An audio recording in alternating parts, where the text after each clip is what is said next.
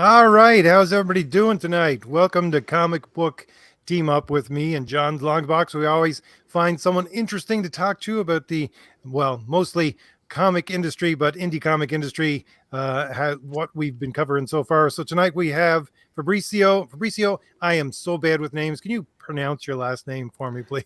It's Aiello. Aiello. And he is the creator of Horace H. Hoover, You do the same thing I do. which is published by Alterna Comics. We just talked to Peter Smetty there last week on John's channel, so this is a good continuation of the Alterna discussion. So give us a little bit about your comic, Fabricio, and for people who don't know what it's about, a little recap of the story and your character. Sure. Well, thanks for having me. Yeah, Horace H. Hoover. It's kind of all in the tagline. It's New York City's greatest space-time occult detective vacuum. And he's an occult detective who, it's set in the 1920s, 30s, who wears something suspiciously like a vacuum cleaner on his head. We don't know quite yet where that comes from. We will, though. And he takes on all sorts of cases, so paranormal, supernatural, otherworldly, horror type stuff. And currently it's a 5-issue miniseries. So the miniseries kind of jumps in, right? We don't know his origin, we don't know his powers or anything like that. So we start off, he's in his library and he hears a scream, and we kind of go from there. The 5-issue miniseries does cover a few different stories. So there's a couple short stories, there's a longer arc, and then the last issue is a sort of a one-off, self-contained story. As far as like genre, I think I call it occult pulp mystery adventure. That's the best description I could come up with. I actually really like the fact that you're straddling a whole bunch of different genres, because I had people at the first of my channel, I had a lot of people come to me and say, can you proofread this story for me? And a lot of people came to me with horror books, and horror books were never my thing, but you seem to be straddling the horror, pulp, and even superhero genres, and you're adding so many different kinds of ideas to one story and then switching over to another. That's a masterful way that they used to do comics, and the way that people should do comics, if you ask me. Yeah, thank you. I think like everybody, we're just like this amalgam of everything we've read, seen, heard, experienced. And I just sat down, I'm like, I want to put everything that I love into a comic book. If I'm only going to do it once, then I might as well put all of the stuff that I love. So I love the occult. I love superheroes. I love mystery. As far as horror, it's interesting because there are like Lovecraftian horror elements, but it's not a horror once you put Horace in a horror story, it stops becoming a horror story at that point. Yeah. So yeah, I just kind of crammed everything together and, watched the characters kind of move around. It's one of the things I love about superhero comics, and I've said this a million times on my channel, is it's the everything genre. You can have a Western superhero. You can have a superhero comic set in a galaxy far, far away. The past, the future, the 30s, the 40s, so it's not out of place. This is a superhero comic, but it's an offbeat one. I've been raving about this comic since day one. I know. I appreciate that. Whenever you're sitting down and you're drawing it for the first time, coming up with it, you have no idea that anyone else is going to like it at all. So you have to have enough faith that either one of two things is going to happen. Either people don't notice and they don't make fun of you, or people do like it. It comes from superheroes in my head too, though. So one specific thing that I always point out is whenever I was designing the character for Horace H. Hoover, I tried different outfits. Basically, he was wearing a black suit, which would be far more appropriate, and maybe like desaturated stuff, maybe tone it down. But then I just stopped one day. I'm like, I love comic books. I love Captain America. I'm just going to sample those colors and put it on Horace. Just even if that's the only sort of superhero element that people see, at least they get that. Yeah. And I got some pushback, but ultimately I think it works. And I never noticed that he's wearing Superman's colors. he's wearing red, blue, and yellow. Superman does have yellow. We'll kind of forget. Show some of your art. I'm always so bad at this. Oh, I thought something was happening. I thought it. But there we go. There's some of your art on the right hand side. Yeah, so that's the cover to issue 3. I think each cover has been a progression as far as my skills. I think it's inevitable that, after you get 30 pages, the next 30 pages are going to be better, and the next 30 pages after that. So with issue 3, I feel like I've definitely reached a level where I feel comfortable with sort of every level, the art, the coloring, the lettering, the writing. Everybody should know that you write this. This is everything. Yeah. Yeah. It's a lot. I will say that it gets I don't want to say it's overwhelming, but it's a long road, and I kind of, I got to kind of just dig my heels in and get through each phase of it. It is a progression. I mean, from issue number 1, I was hooked, and I reached out to you and I wanted to talk to you about this comic. I loved it. Like I joked around, but it's half serious. This comic was made for me. Like I joked. Fabrizio was like, who's going to like this comic? Oh, 55-year-old bearded freak in the basement in New York. That's who I'm writing for. This comic is right for me. And issue 2 is leaps and bounds better than issue 1, which I loved. So I'm chomping at the bit to get issue 3. Thank you.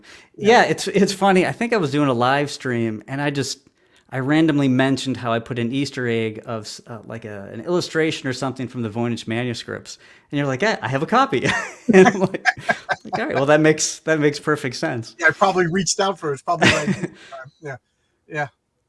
I was going to say, one of the things I wanted to ask you about your covers is that what it reminds me of is Challengers of the Unknown, where you have these very almost, I wouldn't say ripping stuff off, but they're looking at stuff in popular culture at the time, which have been the 60s and some of them the 50s.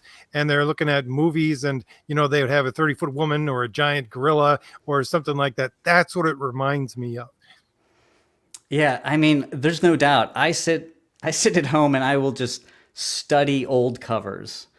And I'll just, why do I love those 70s and 80s or 60s covers so much?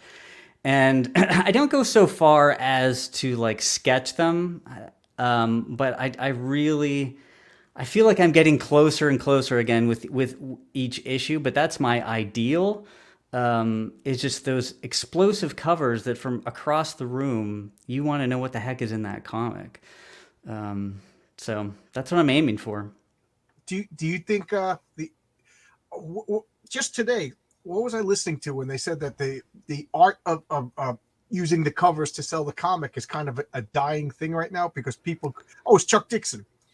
Because people go into the direct market, into the comic book store, so they're all already fans of X-Men or Superman or Batman, so that the covers don't need to stand out and compete like they used to on the newsstand or the magazine racks. Because your comics. I mean, I would have seen that on the newsstand as a kid and be like, what the hell is going on? What is this big shaggy thing coming? And it is a striking cover. It's not the static art pose of generic Spider-Man pose, number 7. Yeah, and there's a lot of, as far as new comics or sort of modern mainstream comics, they feel painted and they kind of blur together. So it was a conscious effort on the colors to like, I stick with I can't remember how many, I think there's 72 colors I use. It's a very limited palette. And I tell myself, whatever you do, you can't go outside that palette. I've stuck to it. Sometimes it gets pretty tough, but it definitely, it gives a grading to your comic book that you wouldn't get otherwise. Issue number 1, if I remember correctly, it seemed like to have like a reddish, or was it orange? Am I getting it mixed up? And then issue number 2, it was more like greenish, right? Issue 2 is more like, I mean, if I look at them here, so the first one, there you go. It's definitely got some orange and yellow, and this is like a red and orange. But the interiors, you definitely see a difference. This cover is yellow and green. I just like that, how there seems to be like a dual color, and you make it work. And there's a couple of scenes. I try to use color to my advantage as much as possible. There's a scene where, we start out with Horace and everything's very calm. It's blue and orange. And then whenever we sort of get into the adventure, or the mystery, we'll say, things become blue and purple. And then only at the very end, whenever everything is solved and we're moving on, we go back to that orange sort of that we started with. So I definitely use color, throughout to help tell the story as well. Cool. Yeah. What are we looking at here? Oh, okay. Yeah, you could. First off, your campaign is active right now. You could go to Alternate Comics and pick up issue number 3. Yeah, link is in the description for Alternate Comics for Horace Hoover, Horace H. Hoover. And you could get the issue 1 and 2. They're still available. Yeah, issue 1 and 2 are available, and issue 3 is currently on pre-order or funding. Yeah. So guys, it's $2. Give it a whirl. Yeah, why not? Yeah. This is a good lineup.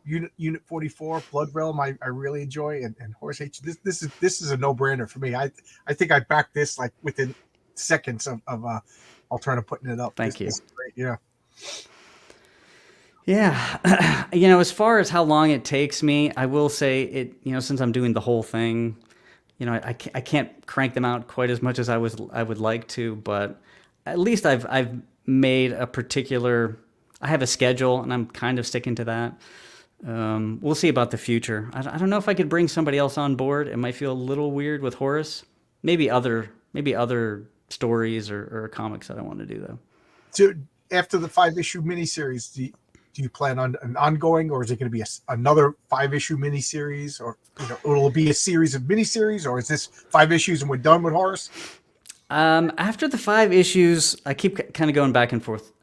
I don't want to do a bunch of miniseries. I definitely don't want to do that, but I might do volumes of arcs, but they will be numbered. So, because I like the idea of sequential, so even though it's volume, it will be linear, volume 1, 2. So we're actually seeing his life unfold. But yeah, I haven't decided, but it's definitely not multiple miniseries. The miniseries was really just to get you into the world, because I thought that, the character's a little odd and the worlds are a little odd. I thought it'd been too much to give a backstory and an origin and start a new story and do all of that. Maybe a better writer could have done that. I'm not saying it's not possible, but with my skills, I felt like I wanted to take it slow and just kind of pop you right in. Well, RJ, when you did the Thomas Valiant, you didn't throw us in at the beginning and his origin and everything too. You kind of introduced us to an already experienced hero. And my comic Heroic Tales, issue number 1, it's going to be my character, the Patriarch. He's already going to be in his 20th year as a superhero. What do you guys think? Because you both did it. So I'm wondering, is there any merit to like holding off the origin? Because I was thinking I'm going to give the origin, but who cares about a character that they're not invested in? Does that make exactly sense? the thing. I was trying to, I don't know, for anyone else, but for me and my comics, I'm looking back at how, let's say, Marvel got started, and it was from reprints of old comics. And once people got used to actually buying the brand with the reprints, then they started to introduce their own characters. So that's what I was going for. It's like, okay, I can't, because I've seen so many comic companies try to start from the beginning and it just doesn't work. And you're starting a new company and introducing new heroes at the same time. To Absolutely. me, I just saw people fail one after another. So I say, drop them right into the middle of it with something that's familiar and take a running start from there and see if you can take off. So that's my philosophy on it. I don't know. What do you think, Fabrizio? Yeah. For me personally, I feel like we're force-fed too much stuff, whether it's trailers or things just laid out in front of you. I actually sometimes like to jump into a movie 10 minutes late just because, all right, they already told me everything, and I want some mystery about what's going on. And as long as you have confidence that those things will be answered eventually, you can still enjoy the ride. Yeah, I think learning are you guys familiar? Obviously, you're familiar with Doctor Strange, but the first issue of Doctor Strange, it was just, him fighting Nightmare, and he was already this established hero who did magic, and it was wonderful. And I think maybe it was like 2 issues later that we learned his origin, and I still think that was brilliant. Like, if they telling me an origin, I'm like, I don't know if I like this character. I don't. I'm not really. And let's be honest. Do you really want to see another Spider-Man or a Batman origin movie? Yeah. How many times you see those pearls fall down in Crime Alley? See Uncle Ben get killed. Yeah, especially the Batman stuff. I'm like, oh, I can't see that one more time. It's done so many times. But you will tell his origin at some other point. Yeah, definitely. And the one thing that I really wanted to do is Horace. I don't know how to put this. We're going to learn his origin with him, because he doesn't know a lot of stuff either. So I thought that would have been perfect. We're going to learn with the character. I think that is perfect, since he is someone who solves mysteries as part of the MO of the comic. Yeah. Like RJ, Tom, you're going to show Thomas Valiant's origin at some point in the future? Oh, probably not for a long time in the future, but in the Valiant Heroes that's just coming out within the next month, hopefully we'll start shipping. You have the origin of the Thor character that was in Thomas Valiant #1. So I do have some origins put it into the smaller comics, which is basically, because that's what the Valiant Heroes is made up of. It's made up of 3 floppies plus an 8-page backup story. So yeah, I will tell, probably around issue 6 or so, I'll tell the Patriarch's origin, because you know what I mean? Like, who cares if you don't like the character? So at that point, I mean, people, even if they're not thinking of it consciously, in the back of their heads are like, I wonder how he started, and you can drop hints. Yeah, I love that as a reader, so why not try it? I do too, and I want to talk about that in a minute. But Vaz has a question. He says, is your art done digitally? I know that it is not. I am not mistaken on that, correct? Yep. It's traditional, yeah. All that stuff in the back of your to your left would be all the stacks of your pages.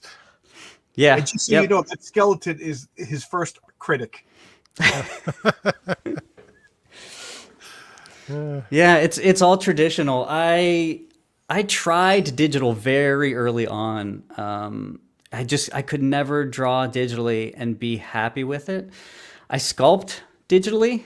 That feels okay for some reason, but drawing or inking or anything like that it just doesn't feel right. But I say that now.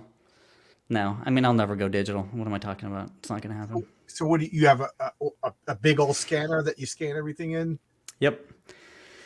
Yeah. So I don't even lightbox. So what I'll do is I'll do the pencils, I'll scan everything in, and then I print the pencils out on blue line, and then I ink on the blue line, scan in that, and then I can remove the blue line digitally, and then I color and letter on top of that. Damn, that's a lot of work. It is. I will say it's kind of cool having finished pencils and finished inks on different pages. I know that collectors, sell it twice. yeah, collectors might not like that as much, but I'm not as comfortable inking on the types of paper that I pencil with. And I know that sounds so nitpicky, but other amazing artists did it before me, but they were much better. I'm just going to answer this question here from Greg in the background. He's talking about Crom the Destroyer. I'll just give him this picture to answer his question. He's wondering about, how do I do this? I always mess it up. Trying to... I don't even know which one it is that I got. RJ, do you draw? I draw a little bit, but it's been so long since I've drawn that I used to try to imitate Paul Smith and people like that, but it's not been something I've been able to do for a while. Greg, here's the picture in the background. If I can ever get it up, yes, there is going to be my character holding a sword in front of a volcano. Yes. That's awesome. I was actually thinking about this before tonight. it's inevitable that people will always associate you with your characters. And I'm thinking, you have Thomas Valiant and a bunch of cool characters, and John, you have the Patriarch, and then I have Horace H. Hoover that, forever I will be associated with a guy who wears a vacuum cleaner on his head. And I'm like, maybe I should have, picked a cooler character as my first one and then slid Horace in after, but Horace is cool, man. I love Horace. I love it because he's got a vacuum cleaner on his head, but yet he's so expressive. Like you obviously you're not drawing facial. Oh, there you go. Oh, cool. You're not drawing facial expressions, but it just his body language. You figure. And how do you actually like take pictures and pose yourself when you draw? Because you have to make a expressions for an expressionless character. Yeah, I don't do photo reference or anything like that as far as the comics. I do take what I call study breaks if I know that I'm going to be drawing particular architecture or something like that in between comics or in between scenes. But I don't use photo ref because I feel like unless you're taking photo ref for everything like Alex Ross or somebody like that, it's going to stick out. Again, at least for me, I'm not able to like insert that and not have it look like it's photo ref. Well, that begs the question, what about like 3D assets and AI or anything like that? Yeah, I mean, I've been doing 3D modeling and sculpting for 15 years, and I very easily could have gone down that path, but I do it for work sometime. It just seemed like, what, I just want to get away from the computer. I want to sit at a drawing table, listen to a podcast, and it's a different experience than 3D modeling a library with a bunch of books and then tracing it. For me, I get... If you found a 3D model of the library in issue 2, I want to go there and find that place.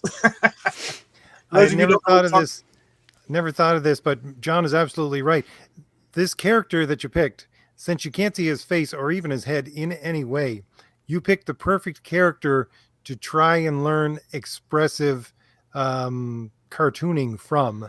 That's what you need with your character. I'm always going back to Will Eisner's books, and he has a book of expressive anatomy, and that's exactly what you're going to have to do with every issue of this, because you can't see your character's face. That is something that would be high level for most people in comics today. Look at the cover of issue number 1, the second image in that row with his head tilted forward. Right there, Horace H. Hoover. There's no word balloons, but just the expression. That right there. He's going, what is this? He's figuring it out. The wheels are churning, without a word, just a tilt and body language. And then if you go back to the other one, he's got, go back to the first image. He's like, what the F is coming out of his mouth right there. Yeah. It's not something I thought too much about I didn't know what I was getting into to some degree, but one of the first drawings I ever did of Horace, he was leaning back, his hands were on his hips, like the character of Horace was coming through in that one drawing, and because of that, it informed all of this other, all of the other sort of idiosyncrasies and other things that Horace has, and I guess that kind of gave me the confidence to move forward. But you're right. I mean, I could have failed miserably, but there are some tricks that I use, obviously being as expressive as I can with his hands. I use his cord to show like secondary motion sometimes. Yeah. That helps a lot. Yeah. It's whipping around because he moves his head really quick, or he's running or falling. Yeah. And on that issue number 2, you have a nice, beautiful woman on the right-hand side. Yep. Yeah, she's the spiritualist in issue 2. And I do, one of the reasons I picked like late 20s is just because I love that era, especially New York. You just have so much stuff going on in the city, whether it's, the the occult stuff, spiritualism movement, like the Egyptian stuff going on. There's so much to play with that I felt like it fit It is perfect. a fun era. And then you also do have like the pulp era, which is the beginning of superheroes. So this is just, you pick the perfect character to fit in this perfect time of, like you said, occult, mystery, adventure, horror, science fiction, superhero stuff. It really is, because that's all that stuff came out of that time period in New York too. I guess I'm a New York chauvinist, being that I grew up in New York. I mean, there's New York in the 20s and the 30s. I don't know if there's a cooler place. Yeah, it was, London in the 60s, New York in the 20s and 30s. One thing I will say too is after I started doing some research of, I would Google like the book bug is a great character. that is, it's a great character, but man, I tell you what, I never realized how much work drawing all those books would be. I really had no idea what I was getting into with the library and the book bug. I mean, just give me a simple character. I mean, the Loquat is a simple character because he's just got a lot of hair and it's anatomy, which was it was a lot of fun. I realized I didn't get to do much of that because everybody's wearing clothes. There's not a lot of, anatomy. So it was a chance for me to flex, no pun intended. That's one of the funny things. When I work with Renzo Rodriguez, I developed a new character for Thomas Valiant 2, and she's also introduced in the backup story of the Valiant Heroes. But she has extremely curly hair because we used basically the imprint of a teenage Elektra. And then I said to Renzo, after he did some sketches for the character, I said, Renzo, put a hood on her because you cannot draw that hair every panel. It's just not going to work. You're going to die. Yeah, you need to simplify some things. I mean, at least for Horace's face, like the reflection. At first, I'm like, oh, I'll just draw all the reflections. And I'm like, that is ludicrous, So most of it's just simplified, and I'm glad I did that. But whenever I see characters with tattoos, I'm like, man, this poor artist has to draw these tattoos from different different angles and everything. So, I don't think I'd do that to Renzo or whoever's working with me. Yeah, I was just looking at, I don't know what your thoughts are on the Silvestri X-Men era, but there are some drawings that he does which are the smallest drawings and of the characters, but it just goes to show that how well designed some of those X-Men characters are, because they work at like this scale with a little bit of color. It was incredible. And his work was very, very loose on the pencils. That is one of the things that attracted me to that era of X-Men, is his art. And you're right. You're absolutely right. He was able to portray them at any scale just because, and with very, very little detail, which again, the same kind of thing I like with Paul Smith's art. He had very little detail in the rounded edges as compared to the other stuff from Silvestri. Yeah. Well, that just shows you there was great character design, and Marvel at the time had a tight hand as far as art direction. Because now the silhouettes of all the characters, they're kind of just like paunchy 40-year-olds, even though they're in the 20s, including the women. Yeah. I shouldn't be the model for superheroes.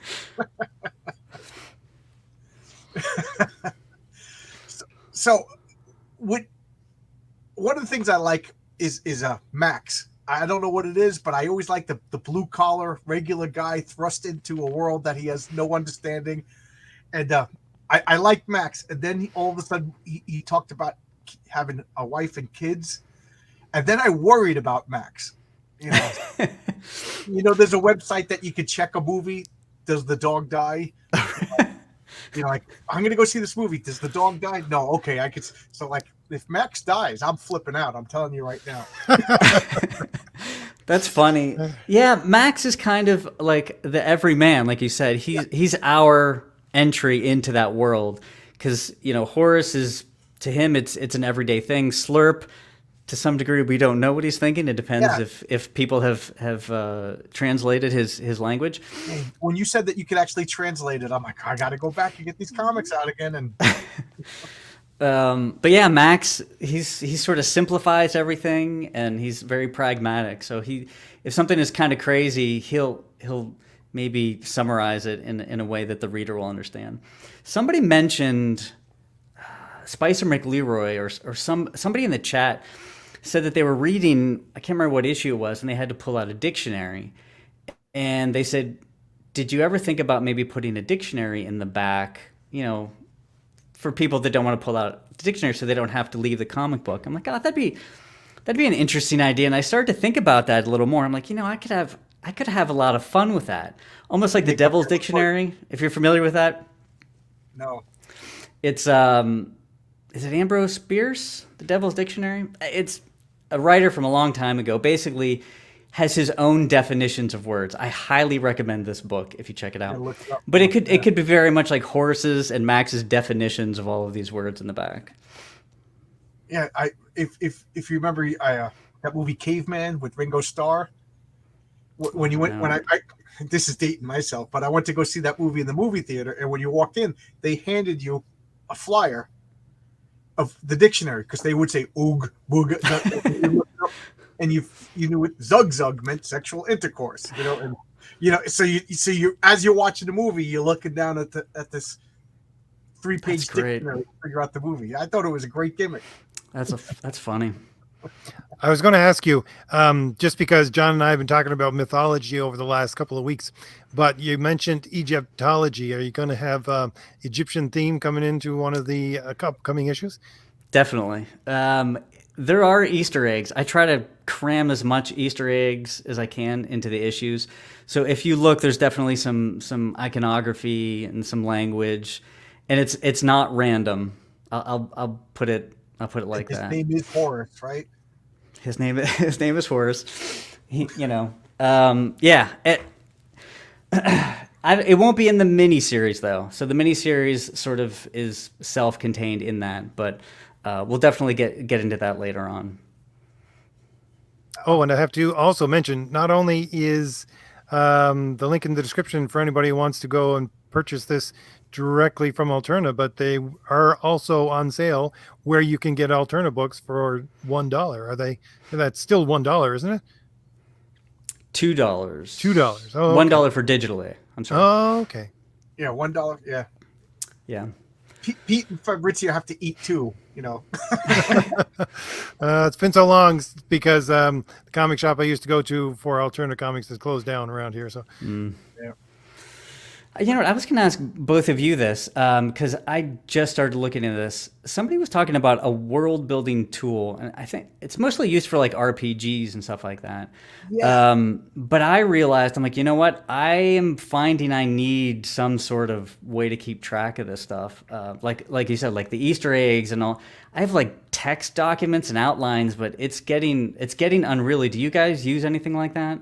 Yeah, I it's- don't, but I should. I think it's World Anvil that you're talking about is the online version of to keep track of all your D&D stuff, which can also be used for novel writing. Yeah.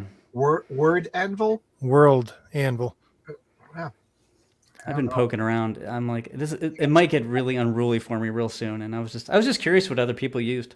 I have a dedicated spot on my computer where all the files go, and they really need to be cleaned up. I'm trying to look for. So basically, when I create cards for my characters, and I'm creating some now, I use old art, basically that Renzo would have done or other artists that didn't get used, and I have to go hunt for it. It's I know, the general area, Yep. but I need to be much more organized in the future, I think. Yeah, I had a room in my last house, and I wish I was joking about this, but I kept seeing these little scenes in my head, so I do these little sketches, and I'm like, I'm just going to throw it up on the wall. And by the end of the year, it looked like, the third act in a serial killer movie where they, my wife came up one day, she's like, you might want to take those down. We're having company, and, That's funny. That's funny. I know. I have everything written down since I'm using the same world that I made for my role playing superhero game, and cutting out some stuff that doesn't work, and it's all in a 3-ring binder on like literally yellowed loose leaf pages. Like that they're probably crispy and falling apart by now. Like I'm finding notes that I wrote when I was like 12, 13 years old. Wow. It's fun. It's almost like a forensic exploration into my insanity. That is really fun. It's funny because I'm not a very big music fan, and I use the music slot on my computers to store all of my story things because I just erase everything that's there, right? And I have old stories because before I started doing comics, I was writing, novel manuscripts and short stories, and I used to send things into Dragon magazine for crying out loud when they were publishing on physical media, right? So I got stacks and stacks of stories my new story of Thor is an old story that I wrote a long time ago, and I just converted, it was a prose story, and converted it into a comic. I find it so amazing that you submitted to Dragon magazine, yet you said you never really played Dungeons and Dragons. Only because my brother would not let me. I would sit there next to the table. They would play it on the bed and the desk, and it was the same room. We had the same room, right? So I was just absorbing everything, but I was not allowed to play. That's so mean. That is so mean. Man. I wish I had like stacks of old stories or snippets of ideas. I'm like, all right, I got to go write. So I just lay down, and it's just, I mean, it's a very like specific process that I have to do. I wish I could just like mine old notes and stuff like that. I just find it so funny. I wanted to ask. Oh, I lost my train of thought. Now it's coming back. Since RJ never played Dungeons Dragons, I a stretch goal right now. If my comic book makes $100,000, I'm flying you guys over to my house. We're making up our characters and we're playing a role playing game. Okay, you can put that in your book. Put that as a stretch goal. $100,000. RJ's coming to New York. Fabrizio's coming to New York. A couple of other people are coming to New York, and we're writing up our characters, and we'll set up cameras, and there we go. It's funny. I'll cut out a big cardboard placard of a shield and tape it over RJ's head. So I will be there. I will have to do a smaller version of this guy, but I'll have to bring an actual mini. Yeah, I just I don't know. I'm just fascinated with the idea of everybody playing their characters in a role playing game. How cool. And then we're gonna find out. Fabrizio, he doesn't have Power Blast laser vision. Yes, he does. I did the character. He just never used it. We haven't gotten to his origin story yet, so who knows? Yeah, he might be Zeus. Oh yeah, I did want to mention. Yeah, Clockwork Orange did have a dictionary. That is interesting. The parallels to that. Yeah, and it was like broken Russian is what he used.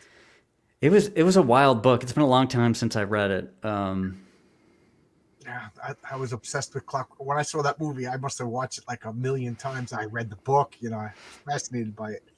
Yeah, I think the book had a different ending. Yes, there was the English version and the American version. Yeah. The American version had one less chapter. The English version had Alex growing up, and then disgusted by the behavior of kids today. Which I totally relate to. You with your rap music, get off my lawn. Since this is comic book team up, which character in any medium would you think would be a great team up for Horace to work with? Oh man, I already answered that for me. I would say Challengers of the Unknown. Challenge of the Unknown with Thomas Valiant? With Horace.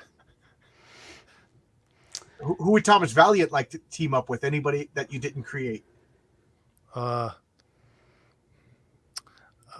I'm such a Marvel guy. I would want to say it's Marvel, but quite honestly, it's probably going to be Sherlock Holmes or the Shadow. Oh, I could see the Shadow. Thomas Valiant. That would be a cool story. That would be cool. The Shadow. He's not public domain yet, is he? Not that I'm aware of. I could also see the Shadow hanging out with the Horus. Yeah, I could see that. They would have to be the opposite. Somebody very negative, pessimistic, um, I think the Shadow terse. would be annoyed by him. Yeah. Not have time for it. Because Horus, one thing I do like about him is he's generally pleasant. Yeah. I really do like that. He's not grumpy. And my favorite is the exchange with the librarians when he goes into the he gives them a key, and they're like, the one lady's like, "There's no room up there. There's no light." Shh. He's a nice guy. He just doesn't bother anybody. Just leave him alone. Yeah, that's how we know it's not a self-insert, because Horace is polite and nice and always positive. I think that's something we need more of in comics. Yeah, exactly. That's one of the things I'm trying to do with the Patriarch is he's reluctant to use violence, and that the opening scene with the bank robber, you'll see he defeats the villain without even throwing a punch, because it's just a guy with a gun. You don't have to beat the crap out of him. Like, I'm trying to show that superheroes are the good guys. I want them to be good people that we look up to. Not like That's funny. That's funny, John, because I did the exact opposite with the main villain, basically one of the main villains for Thomas Valiant, which I know you read, which would be Thor. But my thought for Thor was always, okay, if you're basically immortal and you're used to pain, why would you even bother fighting? Just let someone pound on you until they're exhausted and then take a swipe at them. That was my idea for Thor. Isn't that what Muhammad Ali did? Wasn't that one of his tactics? Damn. Yeah. Yeah, if he could take it, why not? And I know the Thing did that a few times in the Fantastic Four. Just took a beating to let the rest of the guys escape and tire out the villain. Yeah, there is, as much as I love the John Wick movies, John Wick 4, one giant fight scene. To me, I need something a little clever. Like you guys mentioned 2 clever ways to beat a villain, and I like that idea. Even if it uses violence, at least some sort of clever trick or something. It's funny that you said that, because I remember when I told my wife, "You're gonna like John Wick," and we watched on TV one day, and she's like, "No," she's like, "That dog dies, right? That dog dies." And she became like, she is like, in my house, she's the John Wick authority. She knows all the characters. I just know John Wick. I don't remember any of the people's names. They get killed in 8 minutes. Why bother to learn? She knows all their names. She knows all the backstories of all these characters. She really. But even her, at the end of the 4th movie, I'm like, it was just a 2-hour long fight scene. It's starting to wear a little thin. It's like too much butter scraped over bread. Yeah, I mean, even though the idea of the dog dying and obviously his wife and then the dog, that emotional hook definitely gets us through the first. The first movie is excellent. Yeah. Yeah, but issue 4, you're like, oh, that's right, there was a dog. You almost forget, and it just becomes, all right, well, this is just pretense. The mythology of like the high table and the low table, and you want to walk. Okay, you're in, you're out again. I was like, I don't know. At this point, if he just puts on a cape and shoots laser beams out of his eyes, I have to say, Fabrizio, I really like the fact that you called it a trick, because for me, a villain is dependent upon a trick, basically, because he's someone who's trying to get something out of the universe, which won't happen because he's operating on false information, looking for something that's not real. So he has to use tricks. He has to use tricks in order to try and get what he wants. That's, to me, one of the essences of a real good villain. Yeah, that's interesting. I that's a very obviously very academic way of thinking about it. Sometimes I worry. I'm like, oh, geez, am I just going with my gut too much? But hopefully, even if you're not explicitly thinking of things like that, you can intuit it, and then, oh yeah, we all know that villains do bad things, and they get things, they have their ill-gotten gains, and heroes do good things. But today, that's not a foregone conclusion. because there is no sort of, standard as far as, what villains do and what heroes do. Well, that's why I don't like this. I was never a fan of the Dark Knight Returns, even when it came out. I thought it was like unnecessarily ugly, and it to me, Batman, like, as much as Batman is darkness, and Batman to me has always been like Dionysus, where Superman is Apollo, and I always thought like a Batman is mystery. There was still like a goodness about him, there was still like something hopeful, and then I thought the Dark Knight Returns was just like nasty, and then it just became that's the way comic books are, and to me the Watchmen was the exception. Like I know I don't think RJ, you're not really a big fan of the Watchmen, right? No, definitely not. I like the Watchmen, but I liked it like in parentheses, you know what I mean? Like you could take it out and then we went back to regular, but unfortunately it everybody with lesser talent than Alan Moore started copying it, and it did more damage than good, Yeah, That's the one thing John, when they did that character, it was Frank Miller, basically said these two characters, Superman and Batman, would not be friends. In his mind, they simply would not be friends. But I'm thinking back to after Crises, when they redid the characters and they had them meet for the first time, and Batman basically tried to get Superman to do something. He said he strapped a bomb to an innocent person, and if Superman didn't do what he told him to do, he would explode the bomb. And then at the end of the story, we realized that the bomb that was strapped to Batman's back. He was the innocent person that he would blow up, would be himself. So there is that light in there, and he showed that to Superman. So to me, that light that you're talking about, that light was still there in that friendship and that ability to be good. It wasn't the darkness of the Frank Miller. These two would not be friends in any way. And I hated the fact that they had Superman just as like the government enforcer stooge. Yeah, I have to admit, I didn't read a lot of DC growing up, so my exposure to Batman was pretty limited. So whenever Dark Knight did come around, I mean, it didn't feel like Batman to me because I didn't have a lot of context. But later on, when I went back and read a lot of Batmans, I'm like, okay, this definitely doesn't feel, it doesn't feel like a lot of the older stuff. But I do like, I'm not going to lie, I mean, I do like those one-offs, like the Watchmen, or any Alan Moore stuff. I like it, but then I got to get away from it. That's my thing. I can watch Requiem for a Dream and then never watch it ever again. Yeah. Oh man. I would say Gotham by Gaslight would be the Elseworld that I would like the most. I love that. Yeah, that's Mike Mignola, right? Yep. Yeah. I know it's fashionable to bash on Alan Moore, and he makes it easy. I mean, talk about a guy that just he's still insulting fans years later. It's like, just let us enjoy some stuff, Alan. But if you read his Supreme comics, the Rob Liefeld, it's like a love letter to like the joy and light of Superman. It really is great. I recommend that to anybody who's a Superman fan, especially a pre-Crisis Superman fan. He Alan Moore, he really did some light-hearted, good stuff. Same with Tom Strong. I was just going to say, yeah. Although I'll have to say, I've said this before on my channel. I always, when I read Excalibur for the first time, which was right off the newsstand, I loved those stories so much. But they were, who was doing them at the time? It was Alan Davis that was doing the story as well as the art.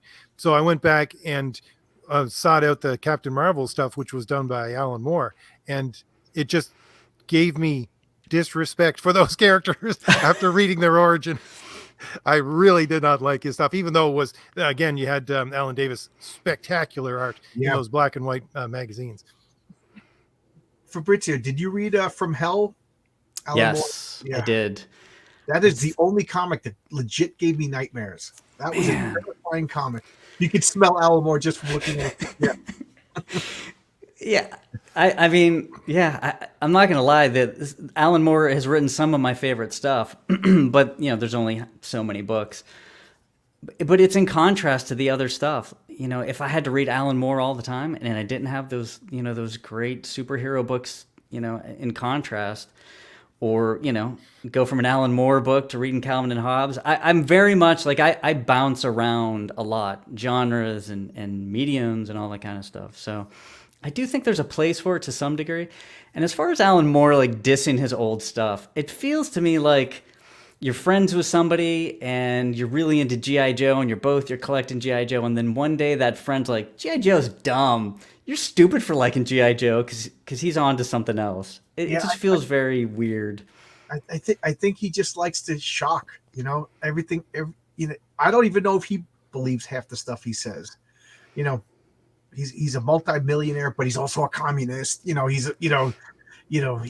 loves, he's don't look back. And then he writes some of the biggest homages to Superman of the 50s ever written, So I don't know if he's just gets off on, look at me, I'm mysterious. Whatever. I reinvent myself every day. I would love to talk to him and he'd probably insult me, but you got to be used to it. You expect that, you don't stick your hand in the shark cage and expect the shark to not bite you. I think what you said, Fabricio, was dead on, that you jump around from one thing to another. I think that's what's missing in this internet age. People get too much of what they want, and then they just get that, and that's it. Older comic books and older people who wrote comic books, they had a library. And it was, a library of very eclectic stuff, and they would pull something down off the shelf, and it would be this one month and that the next month. And that's the kind of thing you need to keep comic stories fresh. Yep. Yeah. I totally agree. The old master, Jack Kirby was reading science journals. He was, he was a soldier in the war. He had life experiences, and it showed in his work. Same with Stan Lee. The example I always give is like back in the 80s when rap music first started to show up. You had like Kool Moe Dee and De La Soul and Run DMC. These guys were inventing a new genre. And nowadays, again, I'm an old man, get off my lawn. You got like guys like Drake that probably never listened to anything but rap. And it just becomes like incestuous, but Run DMC, they listen to rock, they listen to funk, they listen to, blues, and you could tell in their music. And now you got like mumble rappers who just like, okay, yeah. I you never listen to anything else, and it shows. Same with pop country, if you ask me. It's no different. It's just, although the inbred joke is easier in pop country. I'm curious of your guys' answer on this, but so when I think of Horace, there are two stories that come to mind, and they're not actually comic books. One is called The Minister's Black Veil by Ambrose Bierce, and the other one is, oh my God, I'm blanking on it. The Repairer of Reputations. And one is, I'll summarize it. It's weird fiction. It's very, very old. Basically, a minister comes out one day and he's wearing a black veil on his head. And he has some fiery speech in the church. And people are like, why are you wearing this black veil? At first, it's almost funny, right? And he won't take it off. He won't explain why it's there. And then it gets weird. They're like, take it off. Why would you take this off? And then it just becomes like kind of horrifying to everybody. And that's actually one of the stories I thought of that I always have in my head when I'm thinking of Horace, is like, because one day he wears this thing, nobody knows why. Why doesn't he take it off? What's underneath? So I think stories like that are, outside of comics or different genres. You're better off pulling from old stuff than just stuff that somebody read, 2 years ago in another Marvel comic. Do you guys have like any books or movies or TV shows that you pull from that you can think of? Oh, yeah. Definitely mythology for me a lot of the time, but also honestly, I went back and read a whole lot of the original Conan stories when I was preparing to write Crom the Destroyer. And then I read Tower, what is it? oh, I can't remember the name off the top of my head. It's the Crimson Tower, I think it is. It has different names, but it's one where Conan actually gets captured at the first because he's a king at the time. So it's later on in his life, and basically gets dragged down into a dungeon where he was supposed to be killed, but he frees himself and he tries to get out. But as he goes out, he goes deeper and deeper into it, and he realizes it's a pit of hell. And to me, that Conan story is probably the most horrific horror story I have ever written or ever read, even though it wasn't a horror story. And to me, that's the ultimate kind of story that I want to draw from, something like that. There's a lot of those kinds of stories that mix genres, but at the same time tell things in a way that is so impactful. I mean, like I said, it's a story about a hero. It's a story about a king trying to save his country, which he does at the end of the story. But the middle of that story is horrific.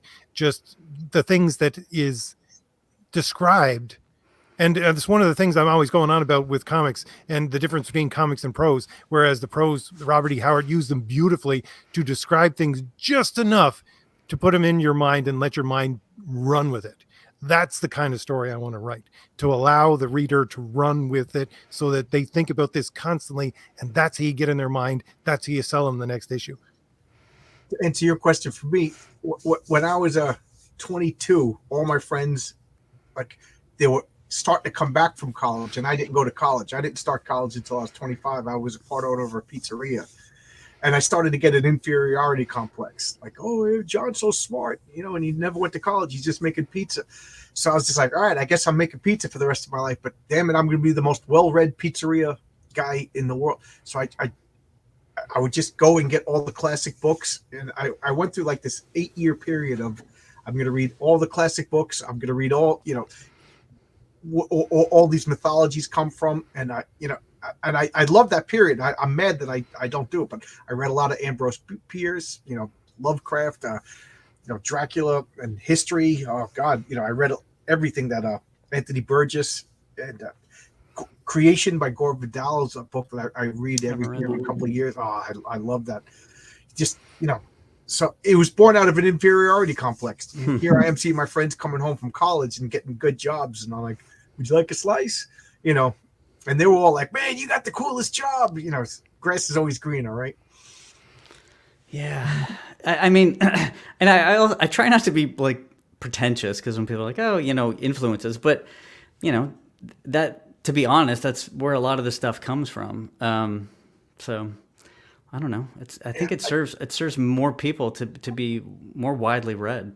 I was going to say, I never read these. I just bought these this week. No, Doc Savage. I love Doc Savage. I never read Doc Savage, so I'm like, that's a big hole. I never read any of the Shadow, so I'll be reading them. I was going to say, Fabricio, you're probably a big fan of stories like, what's the name of it? I Have No Mouth, But I Want to Scream. Is that the name of it? So good. Yes. Who wrote that? That sounds a short story. That's Bradbury, right? It's basically the world's been taken over by a computer, and it keeps a couple of people alive just as playthings to torture them because it was created. Harlan Ellison. That's a great story. Yeah. Oh man, that sounds good. Yeah, I read a lot of Bradbury during that period, and that was my pretentious period. Like, people come into the pizzeria and I'm like, so anyway, Lord Dunsany once said, can I just get extra cheese, you jackass? I don't know. In another life, I may take a break from comics and illustrate some of my favorite books. I've always wanted to do that. A la Bernie Wrightson Frankenstein thing, but man, I would love to do a Dostoevsky book or a Dickens book or something. That'd be amazing. I keep saying that if my comic is successful, I have a whole bunch of ideas that I like to do, but one of them would be I want to do like A is for alchemy, and do like and then do like a little history of alchemy, and then have like you draw alchemy, and then B is for whatever, and then like have like Don Lawless draw B, and then every page be like a comic book artist, and do like a full as a big hardcover, Oh, oversized wow. ABC book for about alchemy. All the way down to Z. That's a project. And now that I said it, somebody else will rush out and do it. But that's fine. Pull the stream, pull the stream. Yeah, how pretentious is that, though? Yeah, I got no problem. I'm pretentious. Whatever. I got to say, though, someone had mentioned a gelatinous cube. I think it was Jelly Goblin here. But I take a lot of my influence also from Dungeons and Dragons, just because, it was something, again, my brother wouldn't let me play. So it's something like you can't have it. So you just grab it onto it and hold it, And I poured over those monster manuals so many times. And that's actually one of my inspirations for Thomas Valiant. He's kind of the cross between Plastic Man and a gelatinous cube. It's funny that you said, because I did a video about the universe of my comic, and you could see the Dungeons Dragons, like the second edition, the prime material plane and the negative plane meet here, and order and chaos. It's to the point where I would like to, in a future issue, actually have a full-on map drawn by somebody who can actually draw. B is for botulism. There you go. It's actually funny because I attribute D&D to me really starting to draw seriously. I wasn't playing it, but I don't know how old I was. And with that, you never played either? No, I played much later in life, but when I was pretty young, I was doing like Beetle Bailey, like every kid kind of messes around. But we had some older kids come to our class one day and essentially show us these really beautiful like pen and ink drawings. And somebody showed me this pen and ink drawing, and I think it was a goblin or something like that. And I had never seen anything like it ever. And I'm like, I'm doing that. And I picked up a pen and ink, and for the majority of I don't know how many years, I was just doing pen and ink fantasy stuff, even though I never really, was steeped in it at all. So I attribute D&D, because he was a big D&D guy, so all of his stuff, I'm like, okay, I'll just steal that. I just think it's funny. The older kids came in and steered you towards D&D. Like, how many times do you hear yeah, we were hanging out at school. The older kids got us to smoke, For Richie to school, hey kid, you ain't nothing. You want to be cool? You need a +4 longsword, kid. John, let's date ourselves here. Do you remember they used to have a through the mail adventure game that was basically D&D based, that was Conan the Barbarian? Yeah. Could you believe that? You write down what you did and you mailed it back to you waited a week or two, and then you got the response, and then you were basically writing a story back and forth. That's cool. And that was the kind of thing I would be like, you do that, freak. And then I'd be like, I got to get this address. And I remember I went to a board game convention, and there was guys there doing a Civil War miniatures game. And these guys looked like they were in the Civil War. They had the sideburns. And I just was like, I just was like fascinated by this. It was like a whole new level of geekness that I didn't understand. I've seen LARPing before, Dungeons and Dragons, comic books, even cosplay. But geez, Civil War strategy games with the stick. I was like, oh my God, Luckily, I didn't go to Warhammer, or I would never have bought a house. I know, because I mentioned, it was probably a year or two ago, I mentioned multi-user dungeons on one of my videos. If you remember Muds from the early days of the internet, trying to play Dungeons and Dragons over the internet way back when. Yeah, I can only play in person. I tried once with a friend, and I stuck to it just to finish this. It was like a 6 session game, but I was like, I can't do this. It's just the temptation. You roll the dice, and he trusts you. I'm like, I want to say 20, but it was a 4. Well, that's funny because when I started college, I'm in a regular dorm room, and I'm hardcore punk guy, and down the hall I hear the rolling of dice, right? And you think you're gonna go to college, you're gonna go into frat parties and getting drunk and doing all sorts of stuff.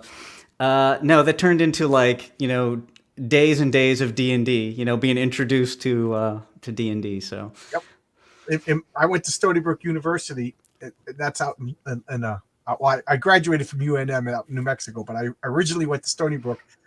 And Thursday nights was the party night because Fridays everybody went home. Everybody who went to Stony Brook was from Long Island. And I'm like, why is everybody going home? Why are we going to college? So literally there was nothing to do on Fridays. So next thing you know, we're playing Risk. And then we went to Playworld. We got those plastic armor that we had to break the straps because they were too big. So now we're playing Risk just like stupid Vikings and plastic swords. We're hitting each other. And then next thing you know, that evolved into D&D. Like I'm talking from Thursday night to Sunday night. Playing Dungeons and Dragons, and we're drinking beer, playing Dungeons and Dragons, rolling dice, Man, it was fun. And then we would start fighting with each other, you backstabbed my character. Well, I'm a thief. What do you want? I wanted that bauble, it was fun. Me, on the other hand, I think I used half of my first year student loan on comics. I always, as broke as I was, I always had money for comics. Always had money for comics. I don't know if I was lucky or unlucky, but where I went to college, the nearest comic book shop we couldn't get to. I didn't have a car. So I didn't see comics until I got out. So like there was a dry period from when I started comics until I left and got an apartment. I didn't even know what was going on in comics. Wow. I'm not like, if I took a break, I would never go back because I'm too much of a completionist. I would have to buy all the issues that I missed. Or you do what I did when you go to college, date a girl who owned a comic book store. Yeah.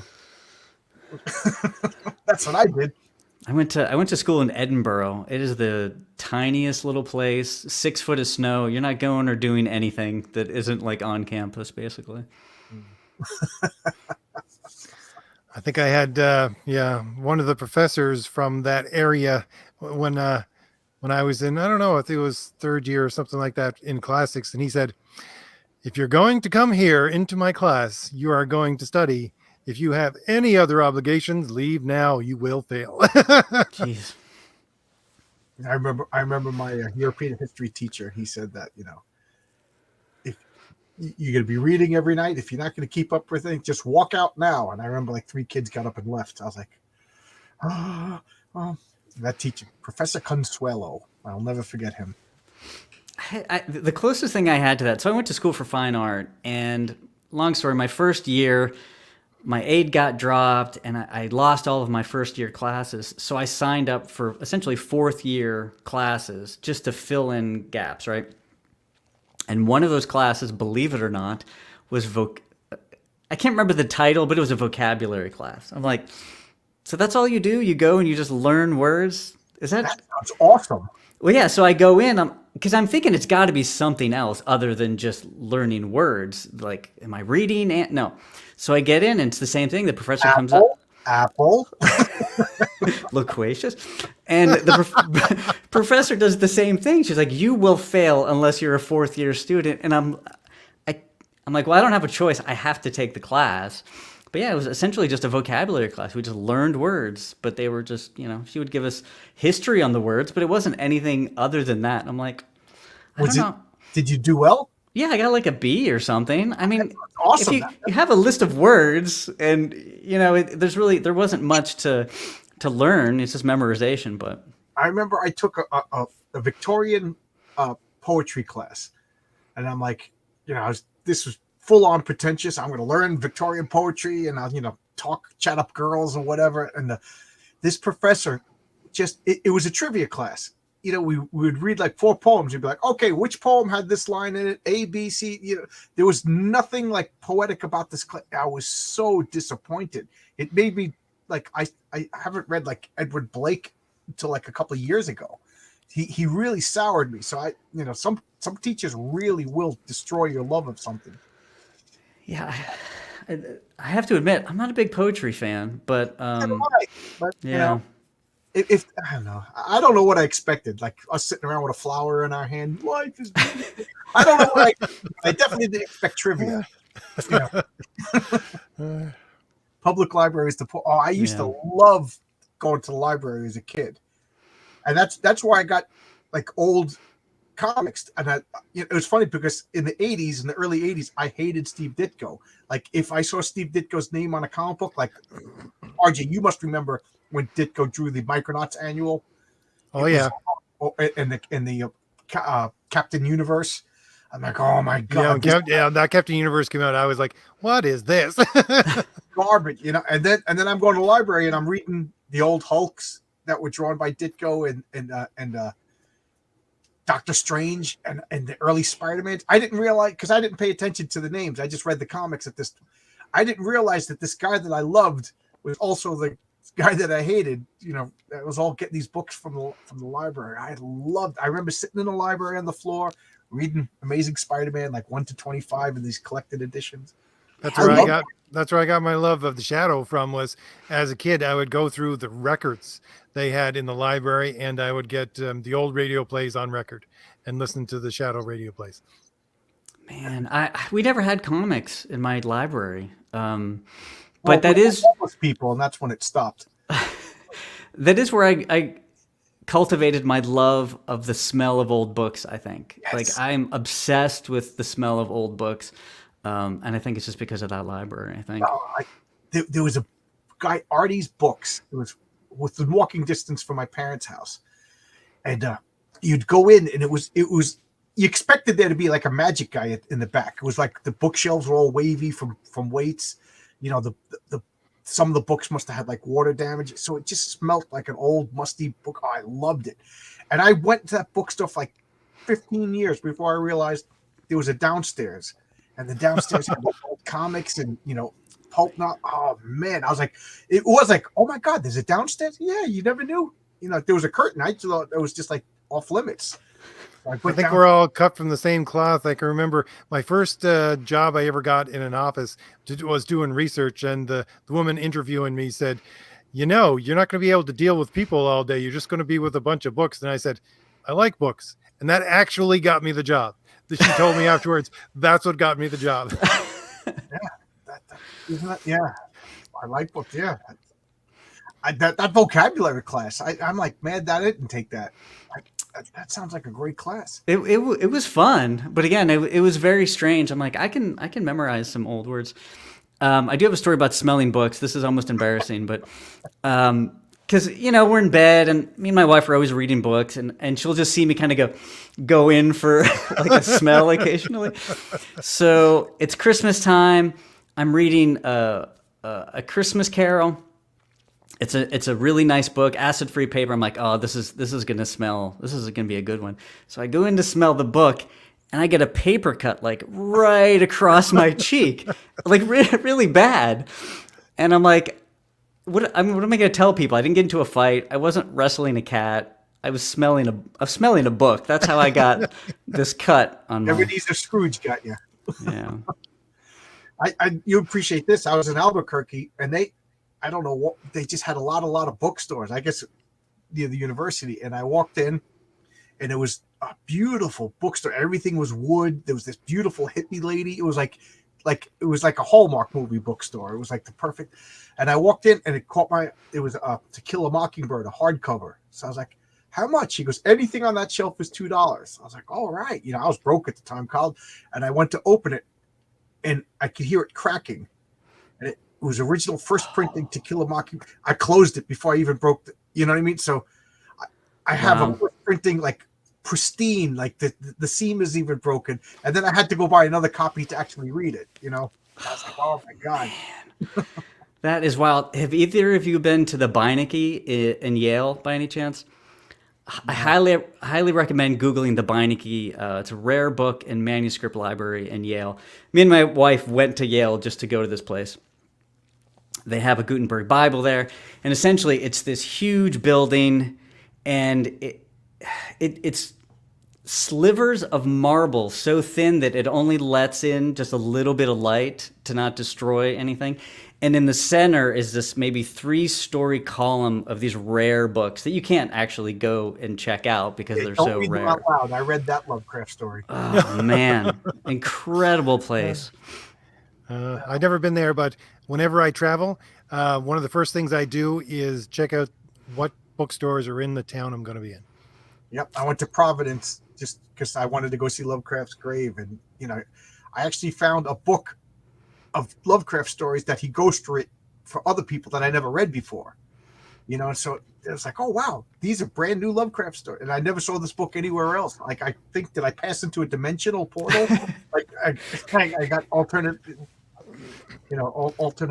versions of stories or something, but it was really There cool. is a story like that, John. Somebody wrote a story and they published it in a very small print, but then they went to the town they set it in and just dropped clues in every little place that they could. In the library, they put little sheets of paper to make it look like the story was true, that they had actually gone into another dimension. So, those things do happen. That's great. I love that. Oh, who is it? It's going to drive me nuts, but there's a guy who printed a book, and you read the book, there's clues. This is going to drive me nuts. And the clues will lead to, there's supposedly a treasure chest with like $100,000 worth of gold. And this is like 20 years old. So this is probably $500,000, and nobody's claimed this treasure chest yet. So, this is going to drive me nuts. I got to find the name of this book. How cool is that? I do need a retirement plan. So. Yeah, I know. I'm investing heavily in lottery tickets lately. I like Lacey's comment. My grandma travels first place she visits the cemetery. My wife does that. My wife loves cemeteries. We go to cemeteries. When we went up to Providence, she was excited that we were going to a cemetery. We used to go up to Tarrytown. We went to Tarrytown for like every Halloween time. And go to different cemeteries, see Revolutionary War cemeteries. And we'd go there. There was a society there. People were actually cleaning the tombstones of old soldiers. And my first stop is the bookstore. My second stop would be the fort. And if it has a fort in your town. Yeah, I got to get, now I'm depressed. I haven't traveled. Since I bought this house, I haven't moved anywhere. All my spare money has been, maintaining a house. So we live in between a cemetery and a Catholic church. So I get to You hear live in the old house? Is it the old house for the church? No, it's not. No, it's oh man, I wish. So how haunted is your house?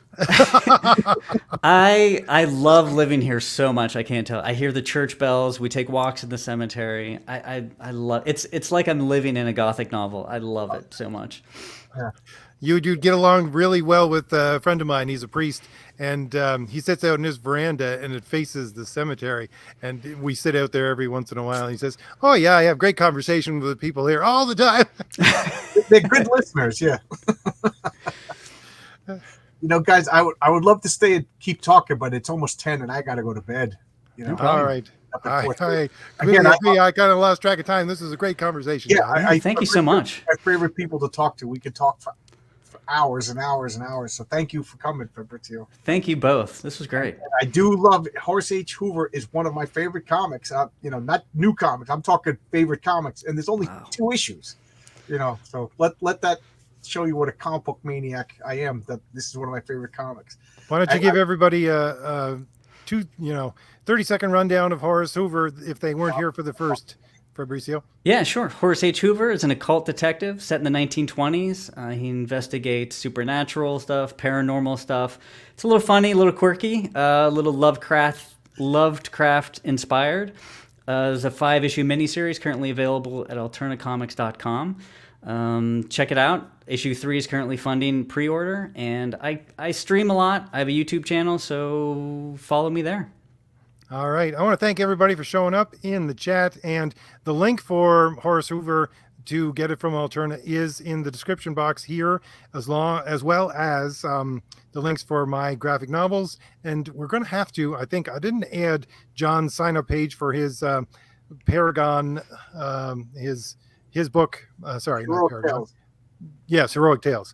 Tales. I will put that in next week. And we're going to be doing Comic Book Team Up next week on John's channel.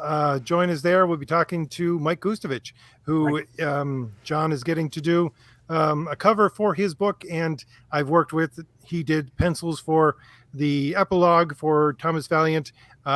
He's also doing the inks for Crom the Destroyer. And if you don't know who he is, just go back and look at early 80s Marvel and DC. He inked everything from Thor and New Mutants to Superman and Batman. He actually did some pencils for Batman as well, didn't he? Yeah. So join He's us for that next with week. Justice Machine. Oh yeah, Justice Machine, and he did his Blue. own stuff. Yes, Cobalt Blue as well. So exciting stuff to talk about there. Next week on John's channel, we'll be talking to Mike. And I want to thank again everybody for showing up, and thank you very much, Fabricio and John, for a wonderful conversation. Yeah. Thank you. Yeah. Always a blast talking to you, Fabrizio. Thanks for having me. All right. I think I'm just going to hit end stream. We won't be putting any outros here today. All right. Thank you once again to everyone. Bye. Bye-bye, everybody.